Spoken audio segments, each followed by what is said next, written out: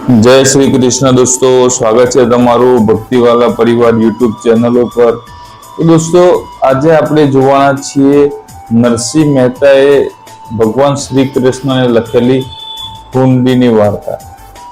तो दोस्तों एक वखत संतगण ए द्वारका दर्शने जई रह्युं हतुं अने तेमनी जोडे 700 रुपया हता। तो चोरी ना बीकथी तेमने आ 700 रुपयानी हुंडी लखावવાનો विचार कर्यो। ते जूनागढ़मां प्रवेश्या अने त्यां एमने पूछ्युं के અહીં કોઈ નગરસેઠ છે જે અમને 700 રૂપિયાની હુંડી લખી આપે। તો ત્યાં જે નરસિંહ મહેતાના ભજનથી ખુશ ન હતા તેમને જણાવ્યું કે અહીં નરસિંહ મહેતા નામના એક શેઠ છે તે તમને 700 રૂપિયાની હુંડી લખી આપશે। તો દોસ્તો સંતગણ नरसिंह मेहता घरे गया અને ત્યાં જોયું કે નરસિંહ મહેતા ભગવાન શ્રી કૃષ્ણના ભજનમાં લીન હતા। નરસિંહ મહેતાએ સંતગણને જોયા અને તેમને આવકાર્યા। સંતગણોએ વાત કરી કે અમારે દ્વારકા દર્શને જવું છે અને અમારે 700 રૂપિયાની હુંડી લખાવી છે। નરસિંહ મહેતાએ જણાવ્યું કે હું હુંડી લખતો નથી અને હું એક ગરીબ બ્રાહ્મણ છું।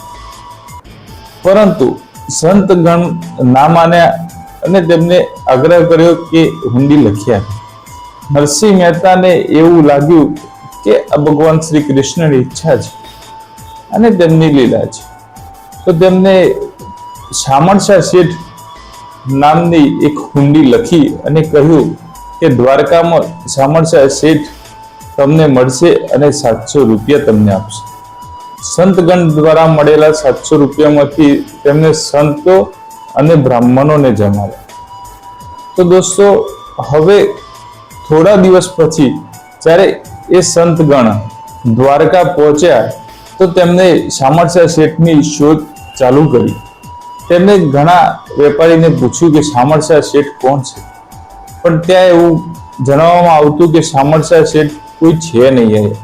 तो संतो तेमना मनमा नरसिंह मेहता ने कोसता, परंतु भगवान श्री कृष्ण शामळशा शेठनो अवतार लईने आव्या अने संतोने पूछ्युं के तमने जूनागढ़मांथी कोई नरसिंह मेहताए हुंडी लखी आपी छे। संतो खुश थई गया अने शामळशा शेठने हुंडी बतावी। शामळशा शेठे हुंडी जोई अने 700 रुपया संतोने आप्या। तो दोस्तों आ हती नरसिंह मेहताना हुंडीनी वार्ता। तो दोस्तों आ वार्ता उपरथी आपणे जाणवा मळे छे कि भगवान उपर विश्वास अडग होय तो भगवान आपणी मदद हमेशा करे छे। तो दोस्तों आवी ज वार्ताओ जाणवा माटे अमारी चेनलने सब्सक्राइब करो, लाइक करो, शेर करो।